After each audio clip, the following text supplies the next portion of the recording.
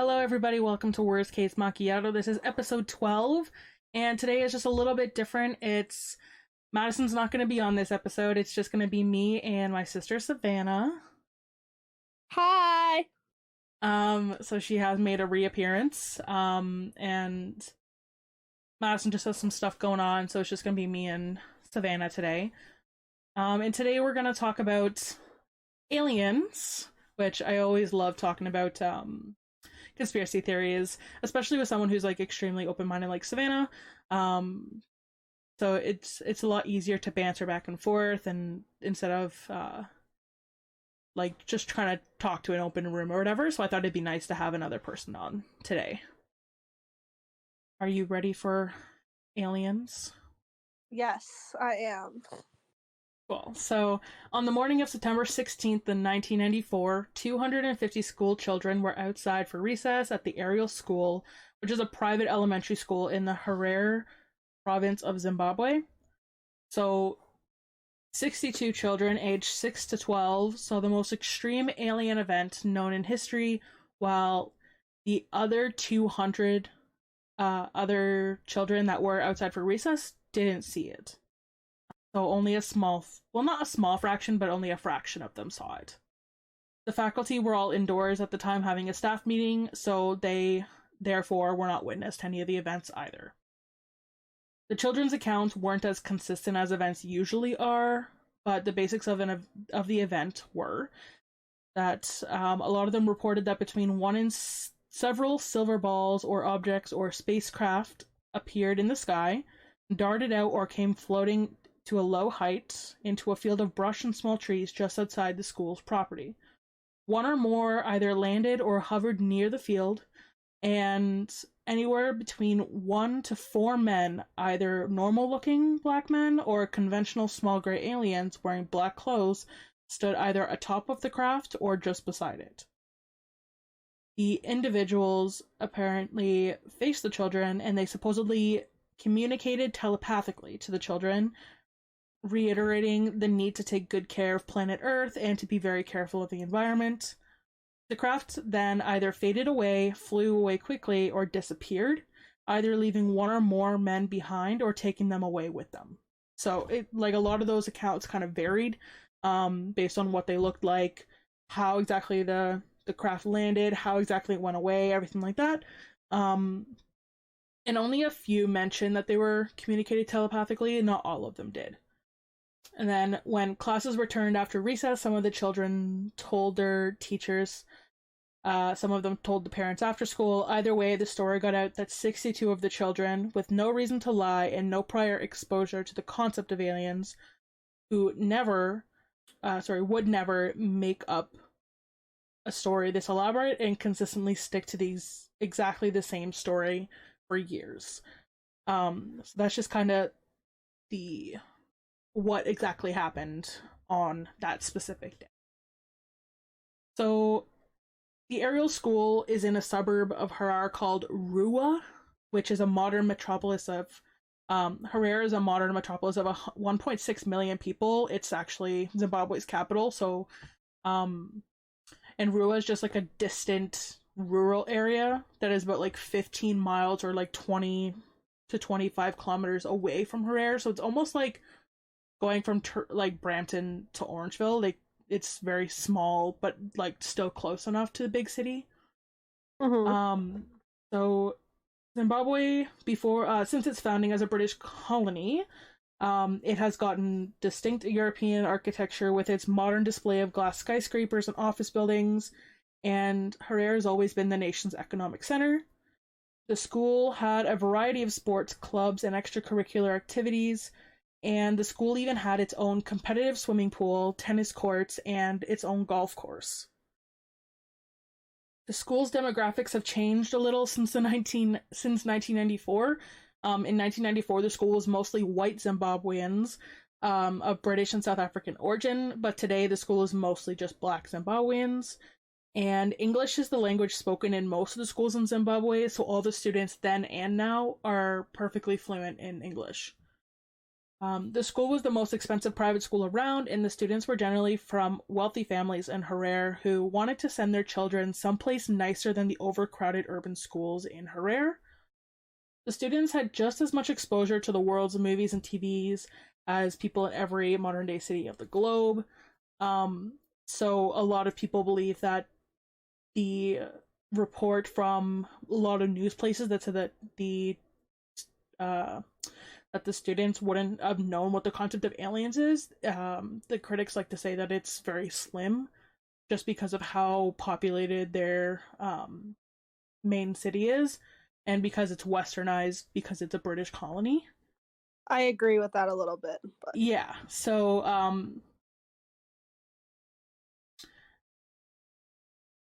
now we're just gonna go into there's a couple of researchers that played very key roles in understanding what exactly happened during this encounter. One of them, and probably the most important, was John Mack, who was a professor at Harvard University.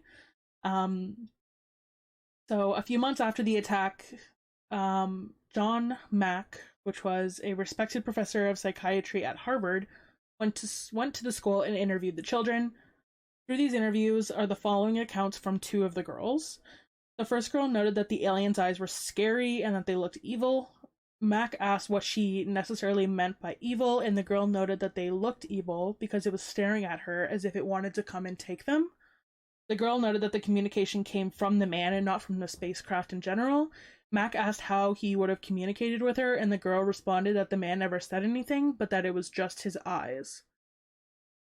And then Mac ended up reporting to the world that the event was genuine and that extraterrestrials had in fact visited the Zimbabwe schoolyard that day. A literature survey published in the Malawi Medical Journal found that such alien encounter cases are surprisingly common in African schools, concluding that the psychosocial environment plays a crucial role in the occurrence of mass hysteria in developing countries.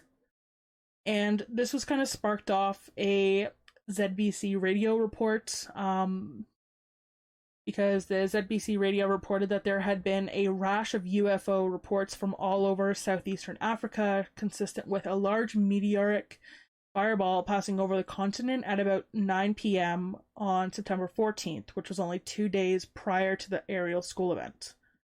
So, apparently few Africans actually knew at the time that this fireball had been the re-entry of the Zenit 2 rocket from the Cosmos 2290 satellite launch. The rocket apparently broke up into burning streaks as it moved silently across the sky, giving an impressive light show to millions of Africans. The radio's announcer said that the BBC was looking for anyone with information or photographs, and the correspondent in Zimbabwe, Tim Leach, called his friend Cynthia Hind, knowing she was interested in UFOs, and Hind was the one that learned of the aerial school event and recommended that Leach should call John Mack. So that's how John got involved.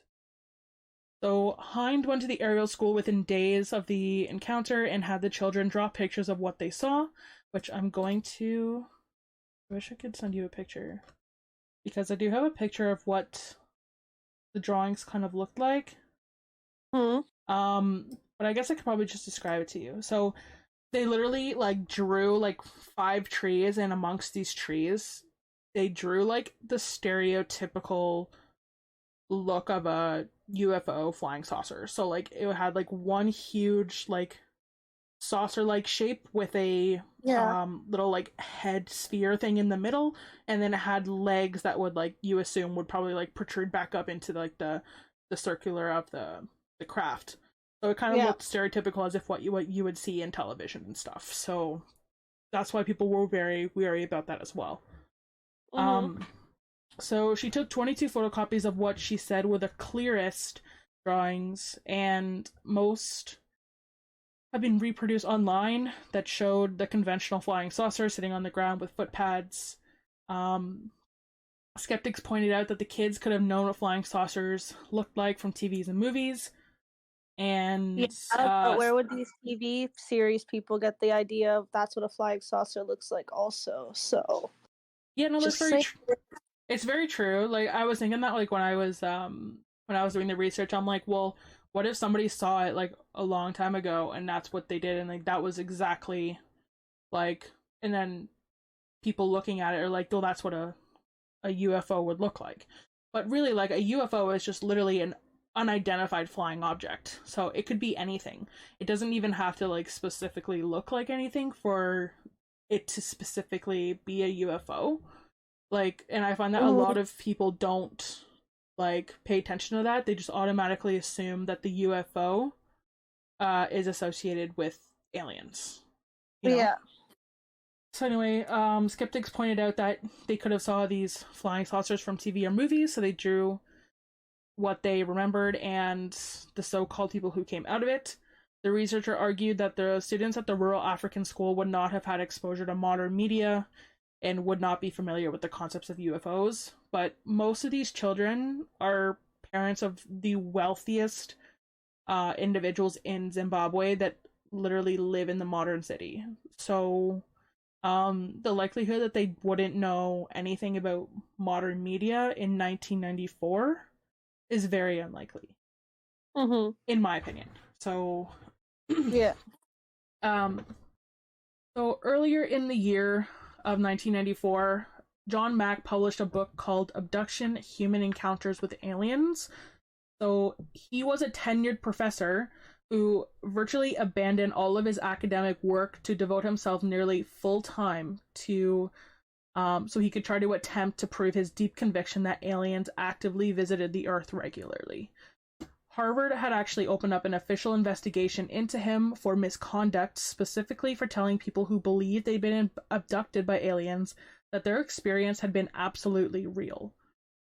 And one colleague apparently wrote to the Los Angeles Times that Mac was a brilliant fellow who occasionally loses it, and this time he's lost it big time. So his belief in aliens and alien encounters, like almost everybody who said that they were abducted, he pretty much said that they were actually abducted. Like it was very rare that he didn't say that they were abducted. Well, I think what makes me sad about like a lot of these things, and like there's a movie on it actually, not about aliens, but it's the one with Leonardo DiCaprio, like a recent like end of the world one, where everyone doesn't believe the people who are trying to tell them that that the world end of the world is going to happen because of yada yada yada, and everyone plays it as this big joke. Mm-hmm. I feel like that's kind of what's happening to this man. He's just claimed as he's losing it because he's believing the stories of UFOs because he believes that they're real. I don't think it's fair to say that he's losing it just because you're not willing to understand or try to understand his views and beliefs of like the story. Like I feel like that's part of the problem. Like I know it comes to like a point where you have to cut it off and be like, "Okay, like be realistic."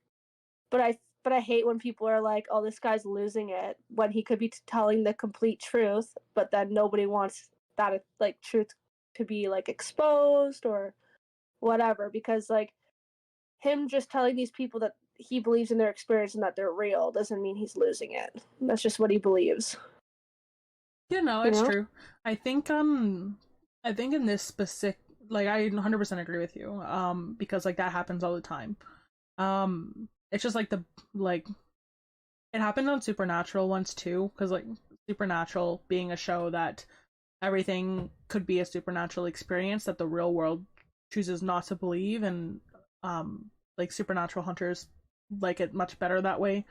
Um uh like a lot of people will say, "Oh yeah, it was this," and then it actually was that, but they don't want to believe it. But I think in this circumstance, Mac, like from the research I did, I don't think Mac ever really frequently ever said that any encounter was false. Like, so if he was more like the Warners when comes to like investigating the paranormal, where some things they'll be like, oh yeah, like this was not like a real event and like whatever, and then some of them were real. It would be more like you would believe him more, Mm-hmm. and I think that could also be one of the problems when it came to Mac. And there's another thing that I'm gonna tell you, like just in a minute here, of why a lot of people don't believe him in general. Okay. So usually when multiple witnesses are involved in anything, um, it's common practice to interview them as soon as you possibly can and in separate, so that you can ensure that their stories aren't being mished together and, them just feeding off of each other's energy and information. So, knowing this and seeing as he was a psychiatric professor with a whole bunch of research and academia at Harvard, he did the exact opposite of what he's supposed to do. He waited 2 months to interview any of the students, which gave them 2 months to talk to each other and feed off of each other's stories. And he interviewed them in groups. So he never did any one-on-ones with any of them. So he kind of did the opposite of what he was supposed to do in both scenarios. Hind also did not do her research properly either. Although she did her interviews within 2 days of the event occurring, she did her interviews in groups of 2 to 6, and and then she allowed all the other children who she hadn't interviewed yet, they could see and listen to everything that she was asking the other children and what their responses were. So it was almost like she was having like a group conversation and just like asking a specific two people of the crowd. Like that's what it almost like felt like. So upon comparing both Mac and Hind's findings, Hind had conducted her interviews closer, but the whole theme of telepathic messaging that Mac reported on happening was not found in any of the stories that Hind had collected. So, like, nobody, like, some people believe that this telepathic messaging didn't occur, because if they did, why wouldn't they have told Hind about it at the time that it happened? So, a lot of people think that Mac prompted the telepathic messaging to fit into his existing beliefs on alien encounters. And just from previous experience of listening and looking into some other possible alien encounters, a lot of them did report of having telepathic messaging and communicating and stuff like that. So this isn't a huge reach for me when it comes to him possibly prompting that. He could have like been interviewing them and be like, did you get any telepathic messaging at all? Did they communicate with you? And anything like that, which could have sparked them to say, oh yeah, because like, especially children, like, I find that like there's two different spectrums when it comes to children when they're accounting an event. Is some of them are dead set on, no, this is what happened, and some of them are like, kind of like, will be like, oh yeah, like that definitely happened. Like, I find that there's like two different sides of the spectrum when children are giving accounts, and they're very easily persuaded in any direction based on who they're talking to, which still happens with adults, but like it very much happens in children. And so, like I said, like interviewing all these children's stories together in groups as well as over long periods of time, this affected both researchers' validity and reliability of their research, as well as it caused a lot of cross contamination, and it brings no shock that there were a ton of similarities between the stories, because they would have reiterated the same thing, as that's what's most fresh on their mind. So, like, I just want to kind of just like open it up to kind of like what your exact thoughts are, kind of when it comes to aliens in general. Aliens as a whole, I believe, exist. I think it's very close-minded and naive of us to think that we are the only living beings in the entire solar system. There's some conspiracy theories that there's like a couple that have not like that have definitely like made me like think. that I don't fully disagree with being a possibility. One of them is, which I'm sure a lot of people have heard about before, is like the government knowing about aliens and kind of in like cahoots with them, as in like there's like deals being made that we don't see. We have a lot of our Earth, which we all know that we haven't explored, mainly the ocean. So we don't really know what's down there. We don't know what type of pathways or anything for them to come in, because they don't necessarily have to like come in from the top. Maybe they're coming from underneath. I think that's a really cool like conspiracy theory that I'm definitely have considered being a possibility. Just with um, the government's, I don't know. I find like they try to cover up a lot of things in regards to that. One of the conspiracy theories that's really cool and neat to think about, that has had me like always thinking, is like that the Egyptians were like a crossbred, or they were the aliens like before, just because of like the pyramids being so large. Like it's really hard to think like, is it humanly possible to build it by hand? So those are just cool conspiracy theories I want to throw in this like case on, like two of them that I really enjoy and definitely have had my brain thinking about.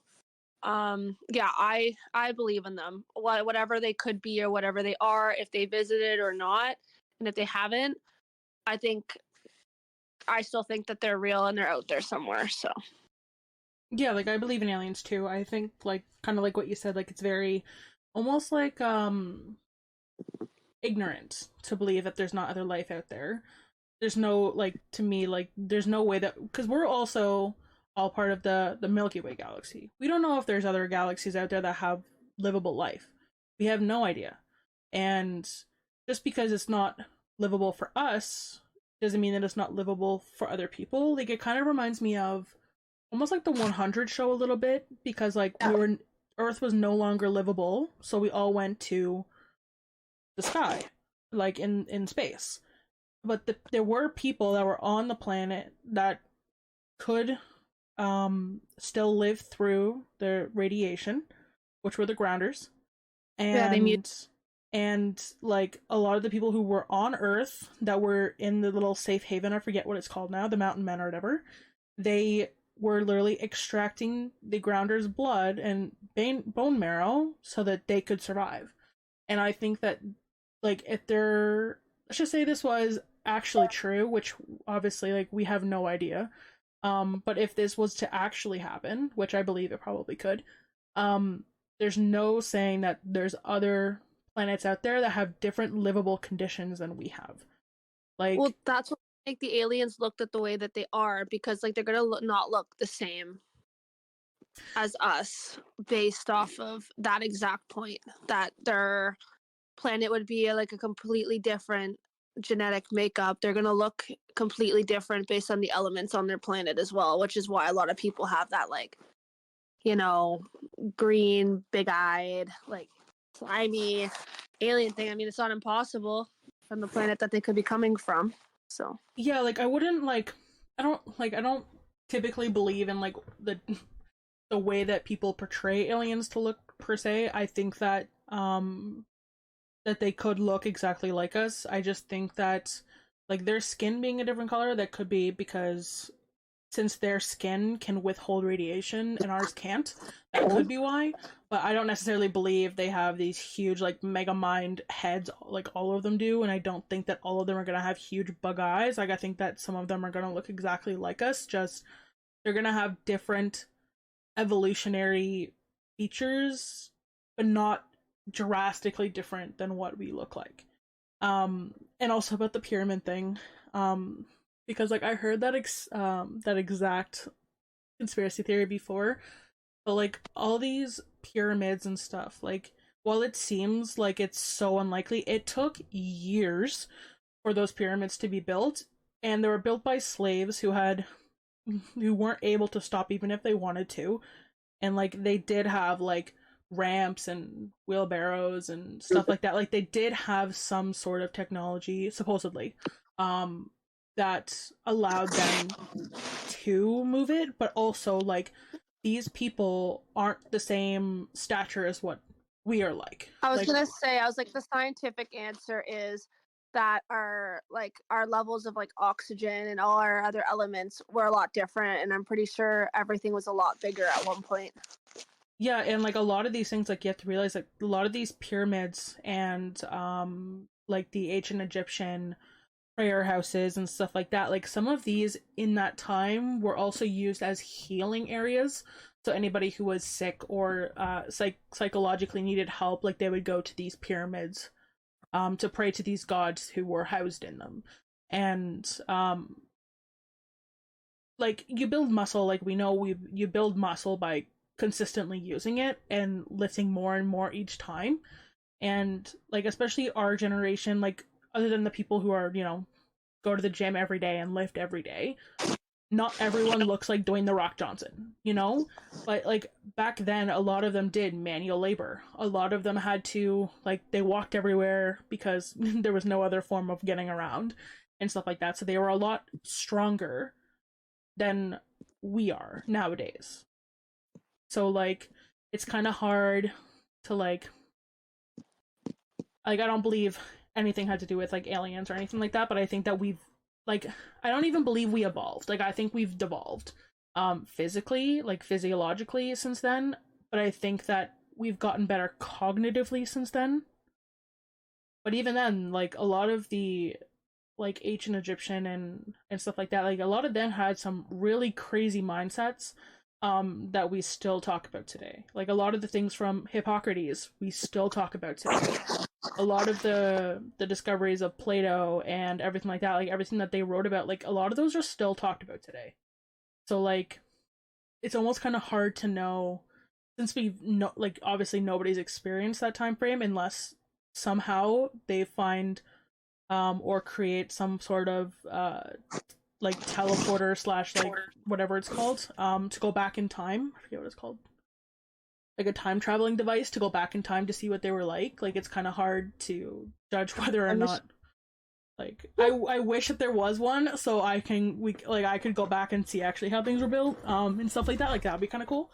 Or go back in time to like change some really big mistakes, but then yet again, butterfly effect. So I would just love to be like a fly on the wall in some of these situations in history just to see like how it actually went down. That would still cause a butterfly effect, but yeah. Yeah, that's true. But like imagine I was just kind of like in the room, not doing anything, not saying a word. I was just like, okay. um but where was I going with that? I don't remember now. I was gonna ask you, like, do you actually believe that aliens like looked like that? But kind of already covered that. I don't think that they look like that. I just think that they like I can see why people would, like I'm just saying that like they could look like anything because every planet's going to be different. I'm not stuck on the idea of them looking exactly like us, and I'm not stuck on the idea that they look like slimy whatever. Yeah. Well, like I just mean that they're going to like they could look like anything. I don't know. Like I'm not opposed. I don't know what they look like. Definitely think that like they'd be like altered people kind of similar to you, but I don't know what they would actually like physically look like. well, yeah, no, like Otherwise. unless you full on see somebody from an entirely different planet, nobody can say anything about it. I think that people just generalized it so you can put a face to something. But a lot of people use alien as anything. Like you can be like, oh well, they're like, especially in World War One and World War Two, they'd be like, oh well, there was like communist aliens or have invaded the West or whatever, So well, aliens are like kind of similar to UFO, and like the term UFO in the sense of like people call anything aliens because they're like it means like unknown. Yeah, like something completely different to you. Yeah. Yeah. Yeah. A lot of the students who did witness what exactly happened that day still maintain to this day that that is exactly what happened, that they did see aliens and everything like that. In 2014, the Mailing Guardian spoke to one of the witnesses who said that she fears that the creatures will one day return and that she can sense when they're back in the atmosphere.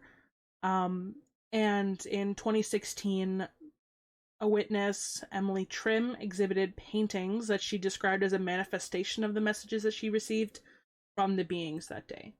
So there were multiple of the witnesses that like are still dead set to this day that it occurred. But I also like through listening to Kendall and Josh's from the Mile Higher group, they on their episode of this, they did talk about like apparently a couple of the witnesses who were some of the older ones so that they were used like after being talked to so many times, they did eventually say that it was a practical joke that just got out of hand. Um but Kendall and Josh also said that like they could have just said this so people will leave them alone.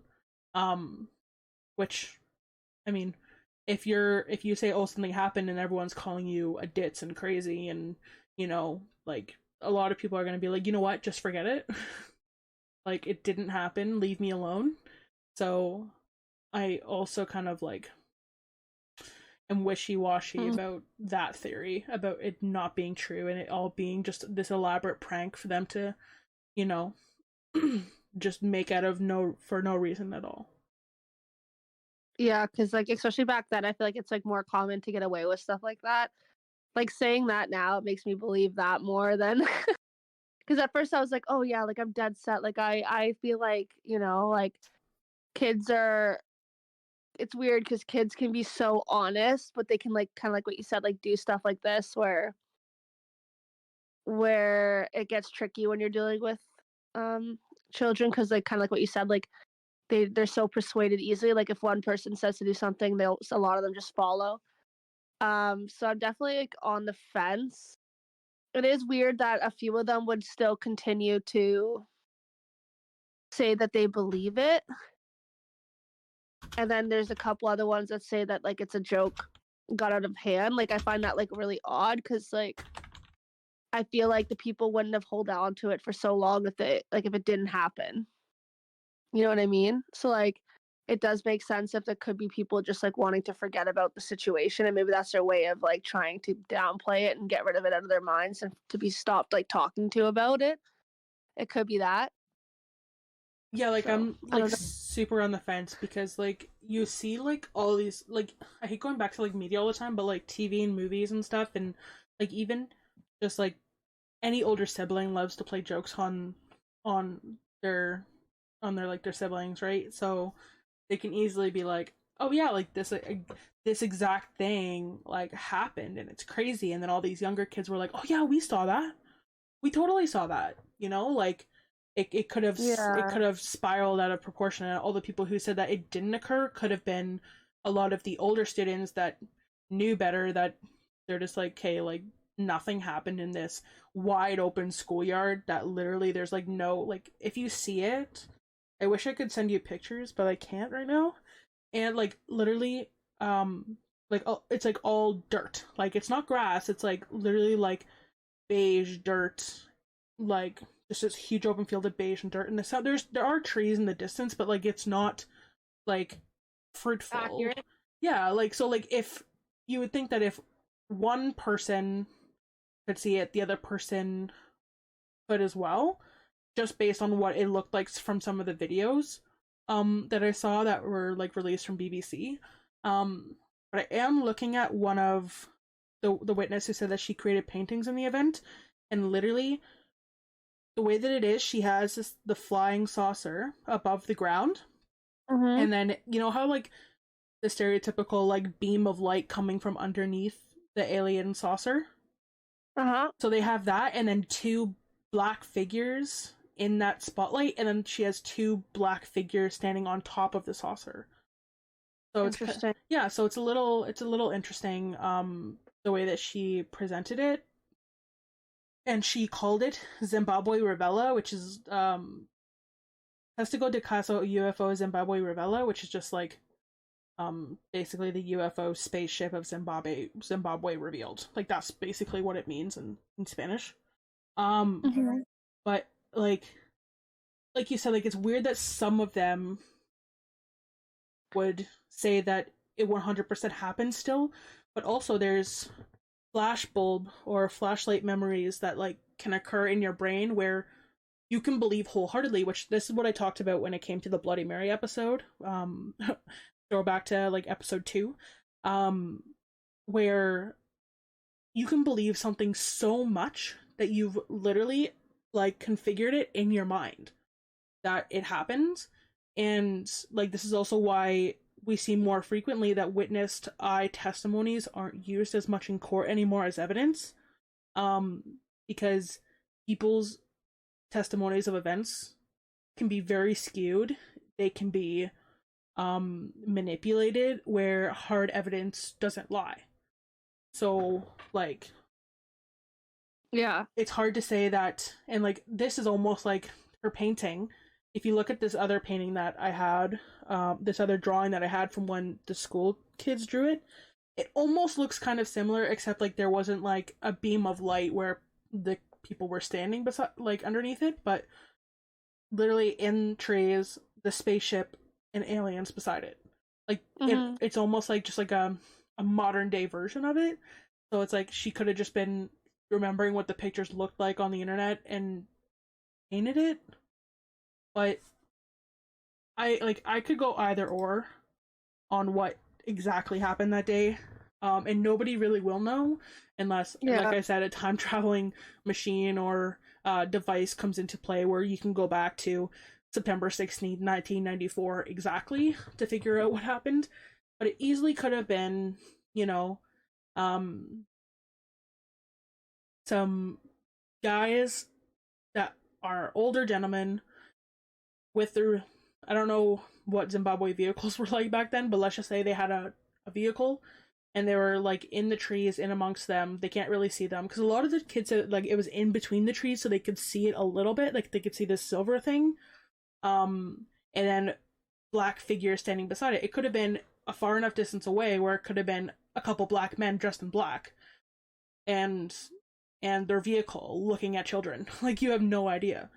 So like it's kind of hard, and also with the reporting of this rocket, quote unquote, coming back into the atmosphere, breaking up and causing blazing things flying through the sky, that could easily be the government being like, oh no, that was a rocket, even though they knew that it could have been aliens.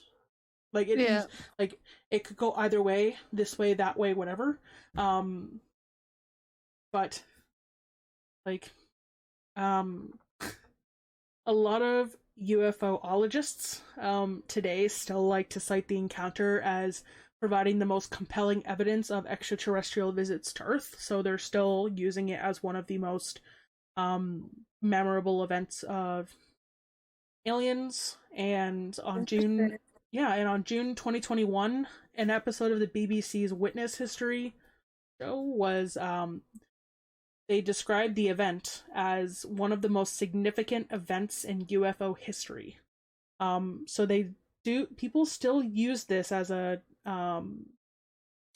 event that is an authentic encounter, whether it actually happened or not. And there's a lot of critics and skeptics, but you can say that about anything.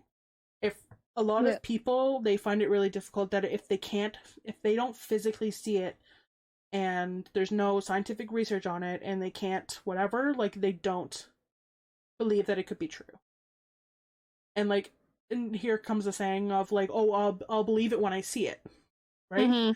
Like it's just like that's what it feels like in this scenario. I mean, I believe in aliens. I mean, you have to believe that there's other life out there. You have to hope that this shitty life isn't the only life to exist.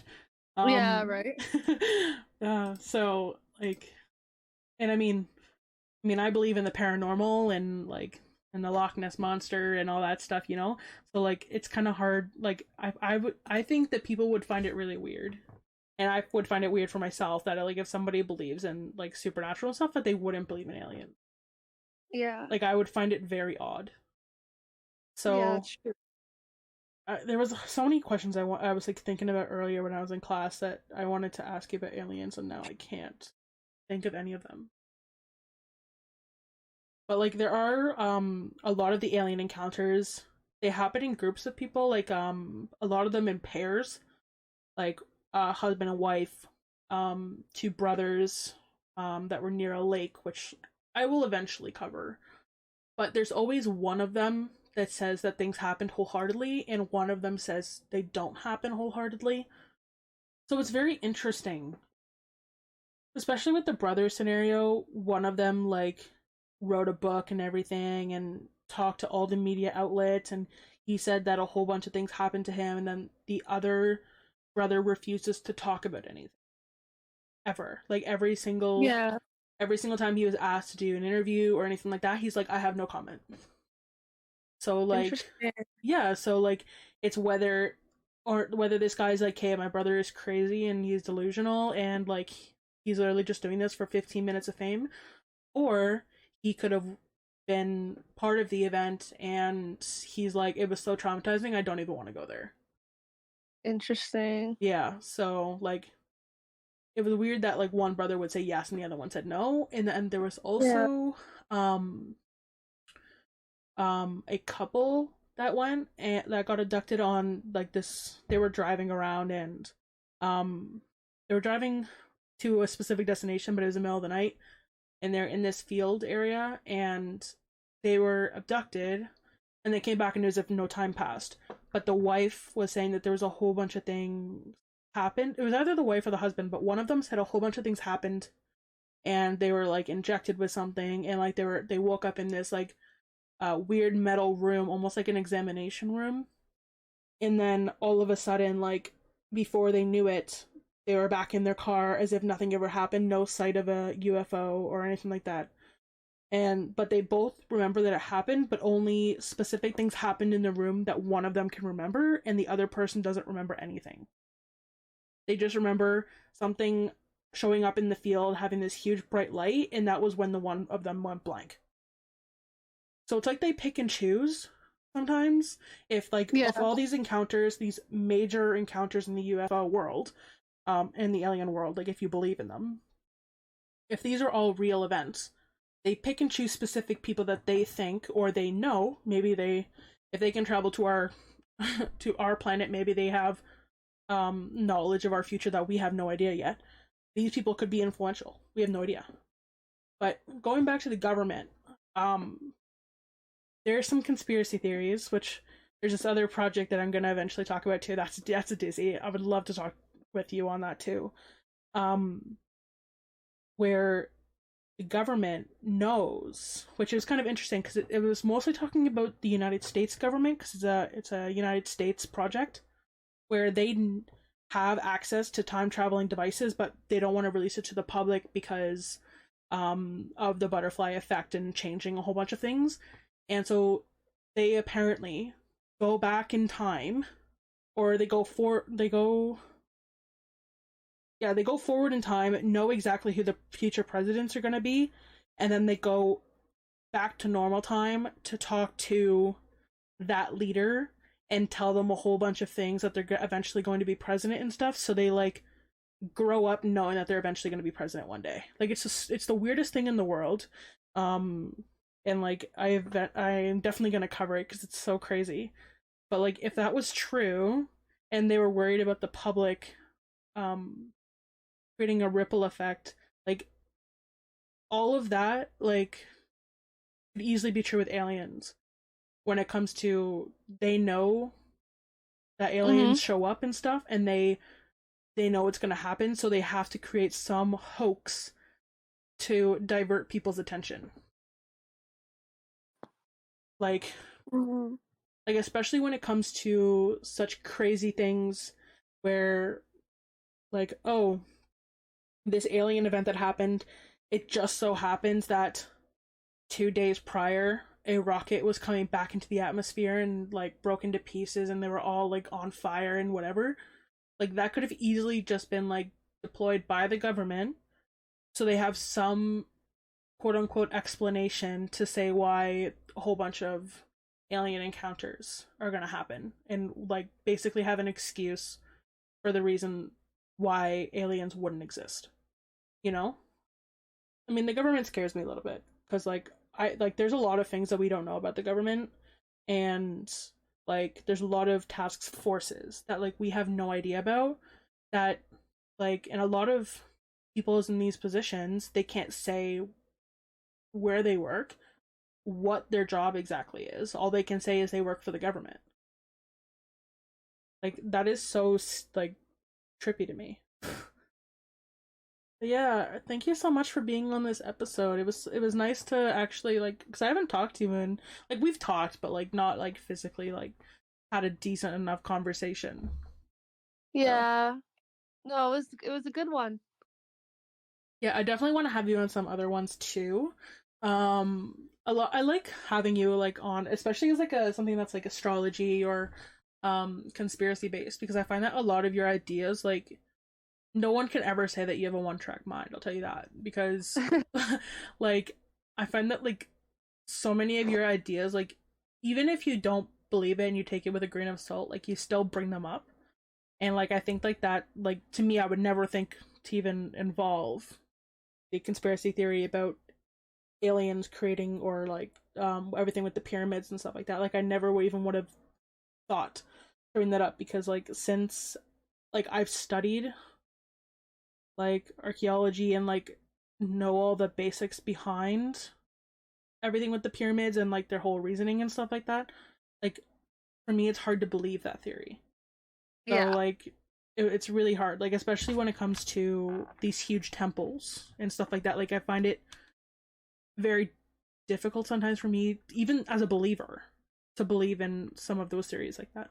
Well, for me, I like to just believe like everybody's beliefs in a way. Like I just feel like the universe is endless and there's so many different possibilities and realities that like what can we truthfully say is true?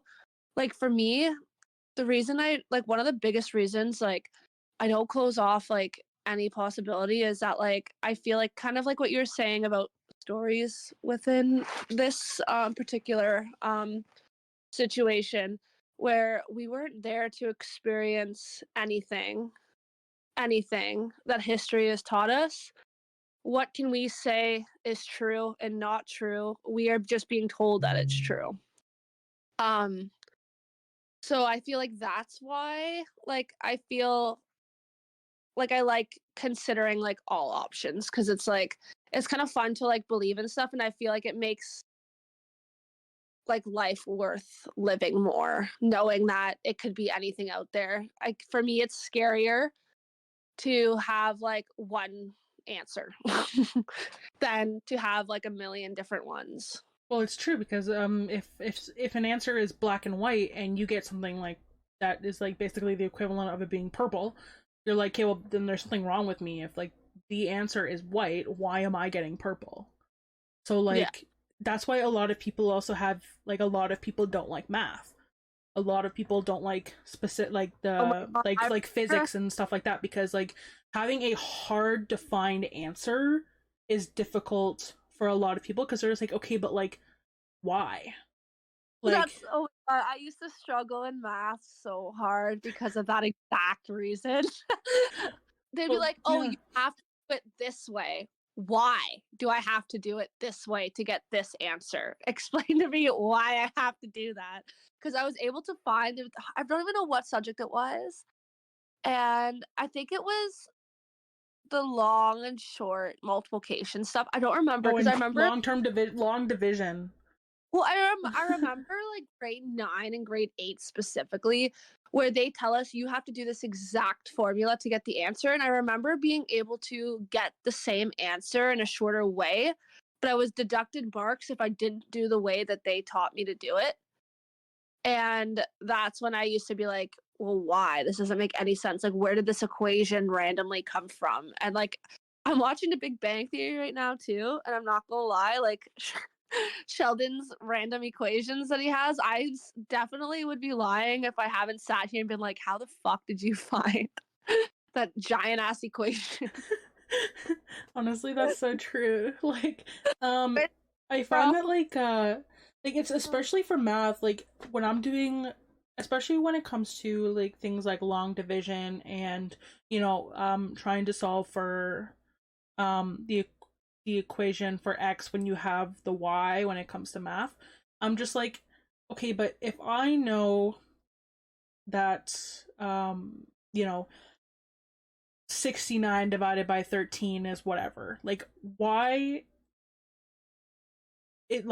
should I have to like show you the multiple steps in long division form, which takes up like such a huge chunk of a page, um like Like, how to divide it if I know how to divide it in my brain like that. You know what I mean?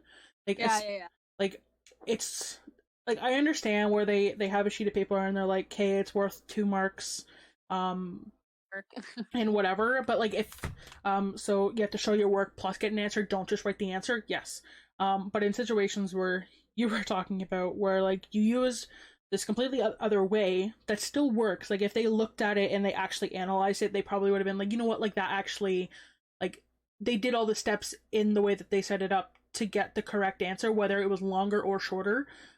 They should still be giving people marks for that because they still figured out the correct answer in whatever way that they did it. Mm-hmm. So, but a lot of people like I said earlier, if they can't see it, then they don't want to believe it.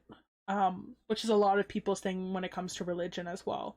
Like, well, we've never seen Jesus and we've never seen God or whatever, so how can we know that he's real? Um, like For it's me, yeah, never mind. I'm not gonna go on a tangent with that one. We no, can. I'm just mostly using as an example. Like a lot that's a huge argument for a lot of people of why they don't want to be like a part of any specific religious affiliation. Um I actually think like he was a real person. I just don't think the extent of everything is the same. But yeah, like I um, believe that Jesus was real. I just think that like just the idea of a god manipulating everything as if like we're all puppets on strings and stuff like that. yeah, Like I don't agree with that. Um I mean, but I think that like I also look at Greek mythology when I think of this because they have a million gods and goddesses. And a lot of the stories that involve these gods and goddesses were mostly like life lessons. And I think that's the way that Bibles and religious texts should be um should be read and believed into, not necessarily as, oh, they can like whether or not I get my job tomorrow is the way that they intended it for to be for me. I think it's more based on people's actual character that it should be used for, and like mm, how somebody treats another person. Because yeah, I think a a lot lot of of people need to read some of these character stories and learn a thing or two. My mm-hmm. opinion. Yeah, thank you so much for being on the episode. Yeah, thanks for having me. I always enjoy it, and I'm sure I'll be on again in the near future. I'm sure you will be. I would like. There's definitely a case that I want to cover.